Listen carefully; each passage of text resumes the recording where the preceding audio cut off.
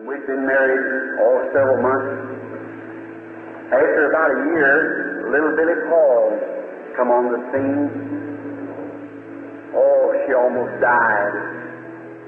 And how I walked up and down the floor when the little fellow was being born, and just as soon as he was born, I heard him cry, and I screamed. I said, "Thank you, Lord. It's a boy, and his name shall be called Billy Paul."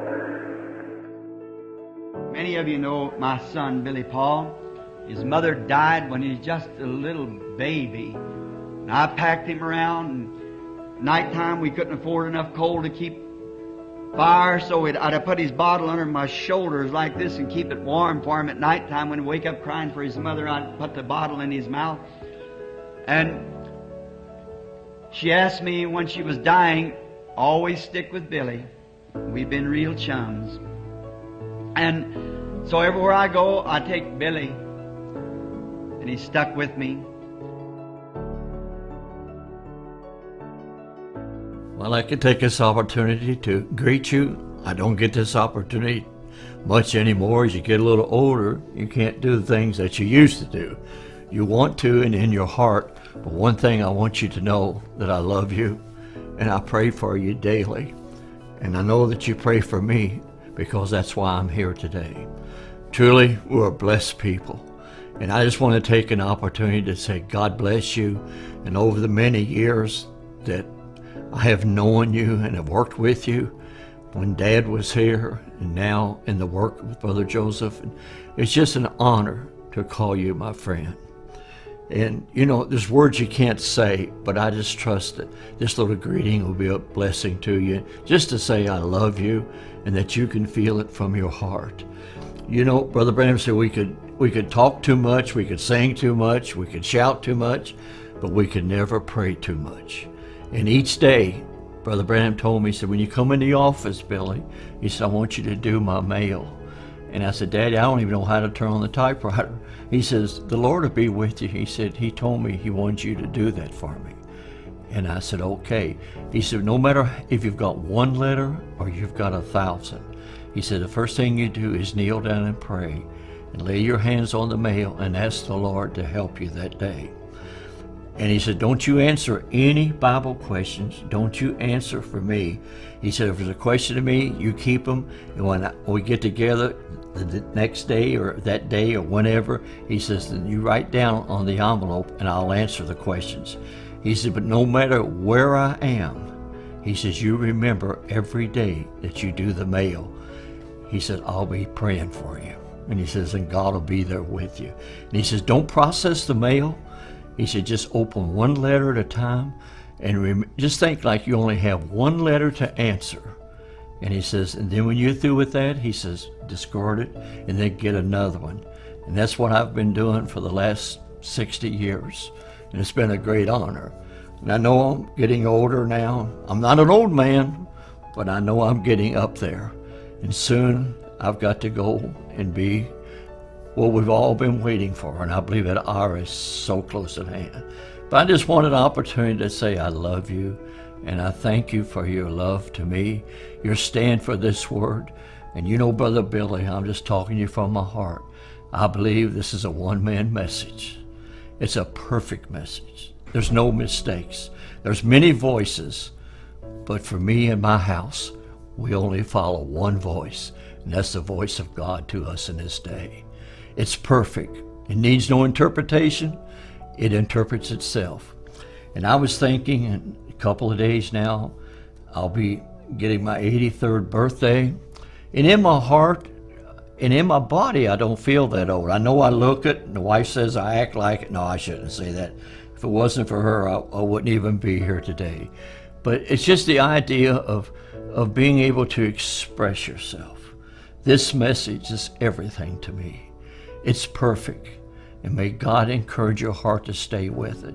There's things we don't understand, but remember, if God thought it, Brother Branham spoke it, we believe it, and that settles it. And I was thinking the other day, and I woke up, and when I was just a little boy, I was about 12 years old, and we was over in a little town called Vandalia, Illinois, and Brother Branham was having a tent meeting. And we stayed in a little cheap hotel. And I say that to go with my testimony here. And I know you've probably heard me give this testimony, but maybe just one more time I want to share it with you because it's one of the greatest experiences of my life. And in this room, it didn't even have a bathroom. The bathroom was down the hall, and we just had a wash basin right where the camera is here. And it was just a little wash basin and a little pitcher, and that's where we'd wash our hands and things. When we had to take a shower, take a bath, we'd go down at the end of the hall. And I used to sell, in the meetings, I had a little apron, and I'd go down and I'd sell the little books. There was 3 books Brother Branham had. Jesus Christ the same yesterday, today, and forever. I was not disobedient to the heavenly vision. Divine healing in the campaigns. And I thought I was something. Get out there and sell those books. And Daddy would always, and I'd see the Lord move in the meetings. And as a kid, he'd tell us about these things and how the angel would meet him. And I remember one night in this hotel room, we were sitting there, and my dad's brother was working with us at that time. He was driving a truck, and his name was Donnie. And he was the youngest of the brothers. And he and I and Dad were sleeping in the same room. And I don't remember, I know Dad says on tape that he took a pillow and threw it over and woke me up. All I remember, I woke up was a pillow across my face. And he had this pillow across my face, and he says, "Paul?" I said, "Yes, sir." It was about 2 o'clock in the morning. And he says, "You know the angel that Daddy talks about?" I said, "Yes, sir." And he said he visited me tonight and was telling me some things and about the meetings and how to conduct the meetings and what was going to happen. And I said, "Yes, sir." And he still had the pillow across my face. And he says, and I asked him, "Could I wake you up? And could I wake up my brother Donnie?" And he said, the angel said, "You can wake up Billy." And he says, "Can he see you?" And the angel said, "Yes." He said, excuse me. He says, when Dad takes his pillow from your face, he says, "You know where the wash basin is over there?" And I said, "Yes, sir." He said, "He'll be standing there, and you can see him." And I said, "Okay." Remember, I was just 12 years old. And he took the pillow from my face, and I thought it'd be an angel with wings flying around, but it wasn't like that. There stood a man in that room dressed in pure white, and he had his arms folded like this, hair down to his shoulders. He just stood there. One thing it was so outstanding to me, he never spoke a word, but he'd look around the room, but his eyes was totally focused on my dad. Every move was watching my dad. And I can see him yet now, them eyes just going around the room. He'd look at me and he'd look over at my uncle. He'd look back around like that. He'd move his head a little bit, but his eyes never left Daddy's eyes. And I grabbed Daddy because I didn't know. It was a man standing in the room over by the window. And I'll never forget, Daddy told me, he said, "Don't be scared, son." He said, "He's sent from the presence of Almighty God." And he says, "He won't harm you." He says, "He'll be a blessing." Now watching, he just held real close, and Daddy held me. And he went from that being of a man, just as Brother Branham describes him, into, I'm not going to say a pillar of fire. It was like a mist, a light, a vapor. He just kind of vanished. And he went out the window, right out the room like that. And when he left, a rainbow come right in the same window and hung in that room for hours. At midnight, 2 o'clock in the morning, dark room, but he stood there, and that rainbow stayed in the room. I felt a presence, and I asked my dad later, I said, "Why did that happen?" And he said, "Because I wanted you to see him." He said, "God called you to work with me, Billy, and I wanted you to see him and to know what Daddy was telling you was the truth." Not that I doubt it, but it was just such an experience, such a wonderful experience. You know, all through my life, I traveled, and my job was to get Daddy in and out of the meetings. And, you know, sometimes I'd let him stay too long, and sometimes I'd take him too quick. And, you know, young boy, but I kept doing what he said. And I'd give out the prayer cards, and I'd bring the people up to him. And sometimes I'd let him stay too long, and he'd say, Billy, you let me stay too long tonight.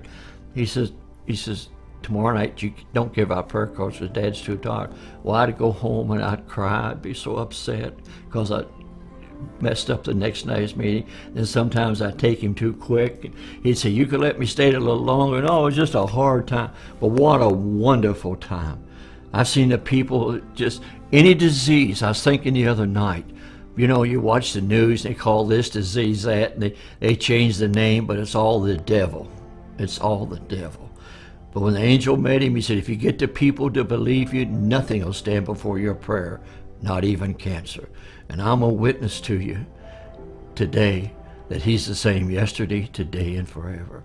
And not one time from that time in that room when I saw that angel that I could always tell you, not Brother Billy, but that presence, I could tell when he was near.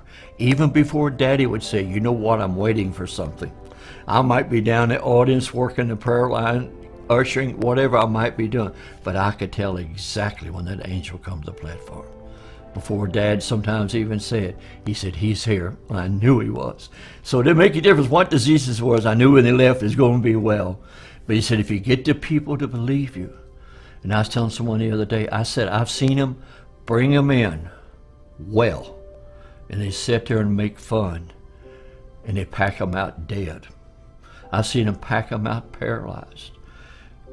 And I've seen them bring them in on a stretcher and they would be dead. And I've seen them walk out alive and well. Only believe. So I just wanted to say, God bless you. And I like to just leave my little greetings to you in this. If I don't see you in person, I'll meet you on that day. And I had the privilege when he was here to have the interviews for him, to set him up. I don't know how it's going to be over there. I just know I'm going to be there by his grace. And I said, God bless me above any man. First of all, he let me be his son. He chose me. And then he let me be a son of a prophet and to be a brother of a prophet and to have worked with both of the prophets in my lifetime. Truly, I've been a blessed man. All we have to do is push play and obey. God bless you. And remember, if God thought it, Brother Branham spoke it, I believe it, and that settles it. God bless you.